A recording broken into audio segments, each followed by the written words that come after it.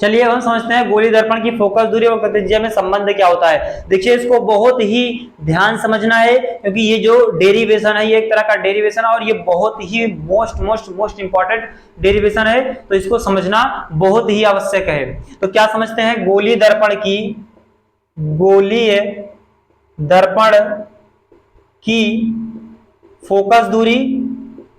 Focus दूरी तथा वक्रता त्रिज्या में क्या देखना है, संबंध हमें पढ़ना है। गोली दर्पण की फोकस दूरी और त्रिज्या में संबंध क्या होता है, इसके बारे में बहुत ही ध्यान से समझना है। सबसे पहले अवतल के लिए ही देख लेते हैं, ठीक है। अवतल दर्पण के लिए एक अवतल दर्पण बना लेते हैं और उसको कैसे किया जाएगा वो ध्यान समझते हैं। जैसे मान लेते हैं कि ये एक अवतल दर्पण दिया गया है और यहाँ पर ये एक मुख्य अक्ष रेखा खींच दी गई है। अब समझना है थोड़ा सा कि यहाँ पर क्या होता है, फोकस होता है, और यहाँ पर क्या होता है, केंद्र होता है। ये ध्यान रखना है। थोड़ा सा ये समझा देते हैं कि अगर जैसे यहाँ पर दर्पण दिया गया है तो यहाँ पर एक रेखा दी गई है, मुख्य अक्ष दिया गया है, कोई भी किरण अगर मुख्य अक्ष के समांतर आएगी तो वो फोकस से होकर चली जाती है। इसका विशेष ध्यान रखना है।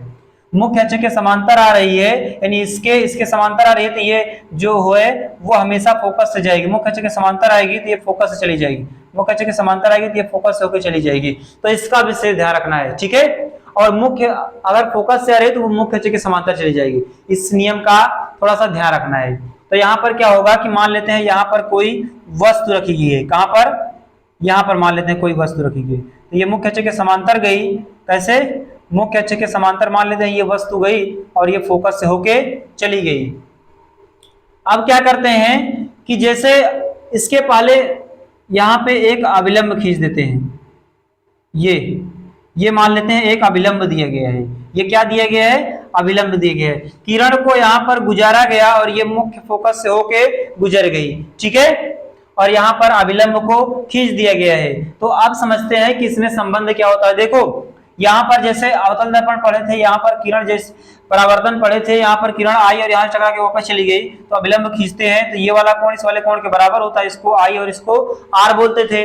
तो वैसे ही ये आने वाली किरण और अभिलंब के जो बीच में कोण बन जाएगा, इसका जो नाम हो जाएगा वो आई हो जाएगा, इसका नाम जो हो जाएगा वो क्या हो जाएगा, आई हो जाएगा, और इसके बीच में जो बनेगा वो क्या हो जाएगा, इसका नाम आर हो जाएगा। थोड़ा सा बड़ा चित्र बनाते हैं जिससे समझ में आए। समझते हैं गोली अवतल दर्पण के लिए। देखिए जैसे मान लेते हैं कि ये अवतल दर्पण दिया गया है, ये क्या दिया गया है, अवतल दर्पण दिया गया है, और यहाँ पर क्या दिया गया है, यहाँ मान लेते हैं फोकस एफ दिया गया और यहाँ पर वक्रता केंद्र सी दिया गया है। ये ध्यान रखना है, यदि वस्तु को यहाँ पर जैसे दर्पण दिए रहे, यदि वस्तु मुख्य अक्ष के समांतर आई है तो वो ध्यान रखना हमेशा फोकस से होकर जाएगी। मुख्य अक्ष के समांतर आई है तो वो कैसे होकर जाएगी, फोकस से होकर जाएगी। मुख्य अक्ष के समांतर है तो फोकस से होकर जाएगी। मुख्य अक्ष के समांतर का मतलब जैसे ये रेखा खींची गई, अगर इसी तरह से आ रही है तो वो फोकस से होकर जाएगी। और ध्यान रखना है यदि यहाँ पर फोकस से आ रही है तो मुख्य अक्ष के समांतर हो जाएगी। फोकस से आ रही है तो वो कैसे हो जाएगी, मुख्य अक्ष के समांतर हो जाएगी। इसका विशेष ध्यान रखना है, ठीक है। तो यहाँ पर समझते हैं, मान लेते हैं कि यहाँ पर कोई वस्तु रखी गई है और यहाँ से किरण गुजरी, और ये कैसे, मान लेते हैं यहाँ से किरण गुजरी मुख्य अक्ष के समांतर और ये कैसे चली गई, ये फोकस से मान लेते हैं गुजर गई है। तब क्या करेंगे कि यहाँ पर फोकस से तो गुजर गई, अब क्या करेंगे कि यहाँ से अभिलंब एक खींच देते हैं। क्या खींच देते हैं, एक अभिलंब खींच देते हैं। तो ये जो है कोण ये आई हो जाएगा और ये वाला जो कोण है वो कितना हो जाएगा, आर हो जाएगा। आर क्यों हो जाएगा, आई और क्यों आर हो जाएगा, क्योंकि जैसे यहाँ पर समतल दर्पण पढ़े थे कि जैसे किरण आती है टकरा करके वापस लौट जाती है। एक यहाँ पर बीच में अभिलंब खींचते हैं तो ये वाला कोण और ये कोण आई होता है और ये कोण क्या होता है, आर होता है। आपतित किरण और अभिलंब के बीच में जो कोण बनता है वो आई होता है। परावर्तित किरण अभिलंब के बीच में कोण बनता है वो आर होता है। तो यहाँ आपतित किरण और अभिलंब के बीच में जो कोण बनेगा इसका नाम हो जाएगा आई, और ये परावर्तित होके जा रही है और ये अभिलंब के बीच में जो कोण बन रहा है ये कोण क्या हो जाएगा, ये कोण आर हो जाएगा। अब इसका नाम लिख देते हैं, मान लेते हैं ये एफ दिया गया है, यहाँ सी दिया गया है, और यहाँ पर मान लेते हैं कि पी दिया गया, पी तो यहाँ पर मान लेते हैं कि ध्रुव पी दिया गया और यहाँ पर क्यू मान लेते हैं, या चलो क्यों ही मान लेते हैं, ठीक है। तब यहाँ पर इसका डेरिवेशन कैसे किया जाएगा वो ध्यान समझना है। पहले तो इसको हम स्ट्रक्चर के द्वारा समझ लेते हैं उसको कैसे किया जाएगा। देखो ये कोण आई दिए गए है और दो रेखा, ये वाली रेखा और ये वाली रेखा समांतर है, तो ये वाला कोण आई है, तो ये वाला कोण भी कितना हो जाएगा, आई हो जाएगा, एकांतर कोण की वजह से। अगर यहाँ पर दो रेखाएं दी गई हैं, एक तिर्यक रेखा खींची गई, तो ये वाला कोण इस वाले कोण के क्या होता है, बराबर होता है, ये एकांतर कोण की वजह से होता है, ठीक है। तो ये ध्यान रखना है। और थोड़ा सा ये भी समझिए कि जैसे इसके अलावा तुमको ऐसे दो त्रिभुज इस तरह दिए रहे और ये वाला जो कोण है इस वाले कोण के बराबर है, जैसे इस तरह से ना समझ करके थोड़ा सा इस तरह समझते हैं कि जैसे ये वाला जो कोण है इस वाले कोण के बराबर है, तो इसके सम्मुख भुजा ये और इसके सम्मुख भुजा ये, तो ये दोनों भुजाएं भी आपस में बराबर होंगी, इसका भी विशेष ध्यान रखना। यानी कोण की जो सम्मुख भुजा होती है वो, यदि दो कोण आपस में बराबर है तो उनकी जो सम्मुख भुजाएं होती हैं वो भी आपस में क्या होती हैं, बराबर होती हैं। अब समझते हैं, जैसे ये आई दिए गए तो ये वाला भी कितना हो जाएगा, आई हो जाएगा। और तुम्हें पता है जो आई होता है वो आर के क्या होता है, बराबर होता है। तो इस तरह से इसको हम हल कर सकते हैं। तो पहले ये समझते हैं कि यहाँ पर स्नेल के नियम से, क्या समझते हैं, स्नेल के नियम से, स्नेल के नियम से, या तो वैसे ही समझ सकते हैं, परावर्तन के नियम से ही समझ सकते हैं, ठीक है, क्योंकि स्नेल का नियम अभी तो पढ़े नहीं है तो उस तरह से नहीं समझते हैं। हम जो समझते हैं वो परावर्तन के नियम समझते हैं। पहले तो ये समझिए ये वाला जो कोण होगा इस वाले कोण के क्या हो जाएगा, बराबर हो जाएगा। और इसको मान लेते हैं, यहाँ पर मान लेते हैं ए दिया गया है, तो ए क्यू सी जो होगा, यानी ये वाला जो कोण होगा इस वाले कोण के बराबर हो जाएगा, यानी ये वाले कोण के बराबर हो जाएगा, ये वाले कोण के भी बराबर हो जाएगा, ठीक है। यहाँ पर पहले तो आई और आर क्या कर देते हैं, बराबर। कोण आई जो होगा वो कोण आर के बराबर होगा परावर्तन के नियम से, ये परावर्तन के नियम से हो जाएगा। और यहाँ आई और आर बराबर है तो ये आई और आर ये भी बराबर हो जाएगा। और यहाँ पर इसको और इसको बराबर सिद्ध कर देते हैं, ए क्यू सी जो होगा, ए क्यू सी जो होगा ये बराबर होगा इस वाले के, ये वाला जो है इस वाले के बराबर होगा, तो इस वाले का जो नाम लिखेंगे Q C F, Q C F. और यहां दोनों किसके बराबर हो जाएगा, आई के बराबर हो जाएगा, ठीक है। और यहां पर ध्यान रखना है, तुम्हें पता है आई और आर बराबर होता है, तो ये वाला जो कोण होगा इस वाले कोण के क्या हो जाएगा, बराबर हो जाएगा। तो इस तरह से यहाँ पे क्या कर सकते हैं कि जो जहां आई दिए गए है ये आई यहाँ पे रख सकते हैं, तो ये वाला जो कोण हो जाएगा इस वाले कोण के क्या हो जाएगा, बराबर हो जाएगा। तो यहाँ पर हम डायरेक्ट लिख सकते हैं कि ये वाला जो कोण है इस वाले कोण के बराबर होगा। तो इस वाले कोण का नाम जब भी लिखेंगे, यहाँ जो सी पर बन रहा है तो या तो इस तरफ से स्टार्ट करेंगे या तो इस तरफ से स्टार्ट करेंगे, जिसके बीच में कोण बन रहा है वहां से स्टार्ट कर सकते हैं। ये वाली रेखा एफ है और ये वाली रेखा क्यू है, तो क्यू से भी स्टार्ट करते हैं और एफ से भी स्टार्ट कर सकते हैं। तो क्यू सी एफ क्या लिख सकते हैं, Q C F, Q C F जो होगा ये बराबर होगा इस आर वाले के, क्योंकि आई और आर क्या है आपस में बराबर है, तो ये आर वाला क्या नाम लिख दिया जाएगा, C Q F, C Q F. ये इसका मतलब जो आई है वो आर के बराबर हो जाएगा। जब ये आई और आर बराबर हो जाएगा तो इसके जो सम्मुख भुजाएं हैं वो भी आपस में क्या हो जाएंगी, बराबर हो जाएंगे। यानी इसके जो सम्मुख भुजा है, इस वाले कोण की जो सम्मुख भुजा है ये क्यू एफ दिया गया है और इस वाले कोण की जो सम्मुख भुजा है वो सी एफ दिया गया है। इसका मतलब सी एफ जो होगा, या डायरेक्ट लिख देते हैं, इसके सामने जो है वो एफ क्यू है और इसके सामने जो दिया गया है वो सी एफ दिया गया है, ये आपस में क्या होगा, बराबर होगा। मान लेते हैं इसको समीकरण 1 दिया गया है।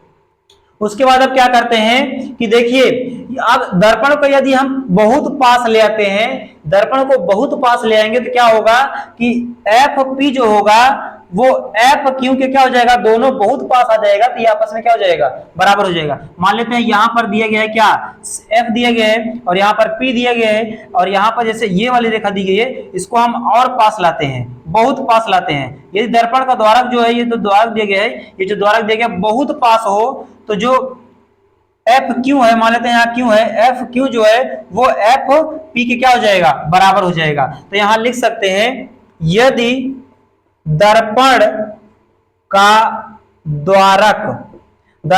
द्वारक अत्यंत छोटा हो तो क्या होगा कि एफ क्यू जो हो जाएगा एफ पी के क्या हो जाएगा बराबर, एफ क्यू जो होगा वो बराबर हो जाएगा एफ पी के, एफ पी के क्या हो जाएगा बराबर हो जाएगा।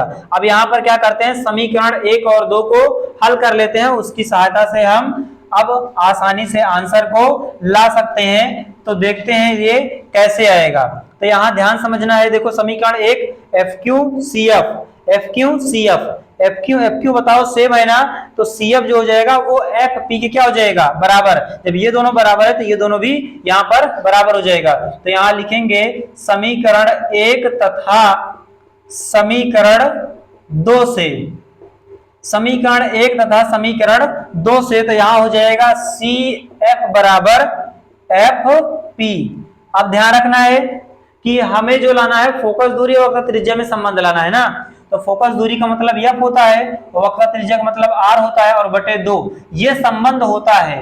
ठीक है, अगर ये ध्यान रखना है, अगर तुमको पहले से वो संबंध पता है यानी जो हमें सूत्र लाना है तो उससे थोड़ा सा आसानी होती है लाने में। ठीक है, तो यहां पर देखिए सी एफ का मतलब सी एफ यानी ये पूरी दूरी दी गई है, ये दूरी दी गई है, तो देखो त्रिज्या जो होती है ये पूरा होती है ना, क्या करें ये पूरी दूरी दी गई, अगर इसमें एफ पी जोड़ दें तो ये पूरी त्रिज्या आर आ जाएगी ना। तो दोनों तरफ क्या करते हैं, एफ पी जोड़ने पर, दोनों तरफ एफ पी जोड़ने पर, दोनों तरफ एफ पी जोड़ने पर, जब दोनों तरफ एफ पी जोड़ेंगे तो ये सी एफ और प्लस एफ पी, और ये एफ पी पहले से दिया गया है और एक और एफ पी जुड़ जाएगा, सी एफ और एफ पी ध्यान रखना है।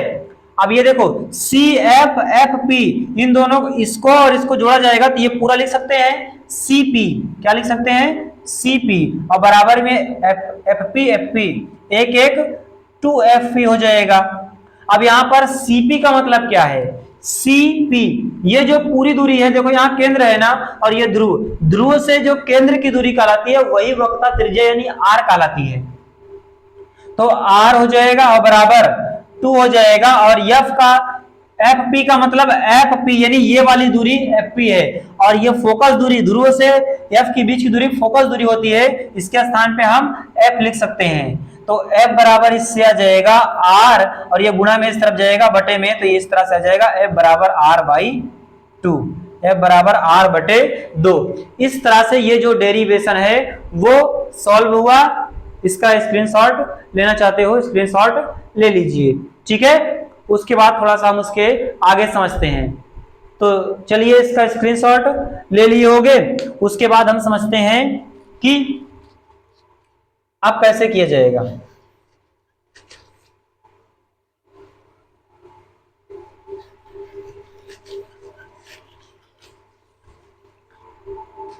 अब चलिए अब थोड़ा समझ लेते हैं कि आवर्धन क्षमता, आवर्धन क्षमता क्या होती है, यानी थोड़ा सा अब उसके आगे जो हेडिंग लिखते हैं रेखीय आवर्धन, रेखीय आवर्धन, रेखीय आवर्धन का मतलब क्या होता है, रेखीय आवर्धन का मतलब इसको हम यम से लिखते हैं, ध्यान रखना है, प्रतिबिंब की लंबाई और जो वस्तु की लंबाई का जो अनुपात होता है उसी को रेखीय आवर्धन कहते हैं। यानी जो रेखीय आवर्धन होता है प्रतिबिंब की लंबाई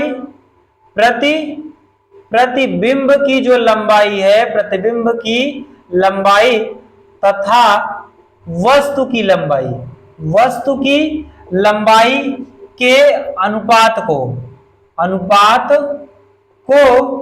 क्या कहते हैं, रेखीय आवर्धन कहते हैं, रेखीय आवर्धन कहते हैं। ठीक है, रेखीय आवर्धन कहते हैं, और इसको किससे लिखते हैं, एम से लिखते हैं। तो एम बराबर हो जाएगा प्रतिबिंब की लंबाई यानी आई हो जाएगा, और वस्तु की लंबाई ओ हो जाएगा। प्रतिबिंब की लंबाई का मतलब ये होता है, प्रतिबिंब का मतलब इमेज होता है तो आई हो जाएगा, और वस्तु की लंबाई यानी ऑब्जेक्ट होता है तो ये ओ हो जाएगा। इसी में और होता है -v/u, इसका विशेष ध्यान रखना, ये जो सूत्र है ये डेरिवेशन में बहुत ही यूज होता है, तो इसका थोड़ा सा विशेष ध्यान रखना है। m बराबर हो जाएगा I/O और बराबर -v/u, जैसे उसमें कंडीशन कहेगा वैसे उसी के अनुसार अप्लाई किया जाएगा। ध्यान रखना ये न्यूमेरिकल में काम तब आएगा जैसे वस्तु की लंबाई दिया गया है या वस्तु की ऊंचाई दिया गया है या प्रतिबिंब की ऊंचाई दिया गया है, वस्तु की ऊंचाई पूछे तब इस तरह से सूत्र लगा करके उसको हम आसानी से हल कर सकते हैं। तो आशा करते हैं कि ये वीडियो समझ में आया है। यदि वीडियो समझ में आया है तो इस वीडियो को ज्यादा से ज्यादा शेयर कीजिए। मिलते हैं अगले वीडियो में, तब तक के लिए जय हिंद, वंदे मातरम।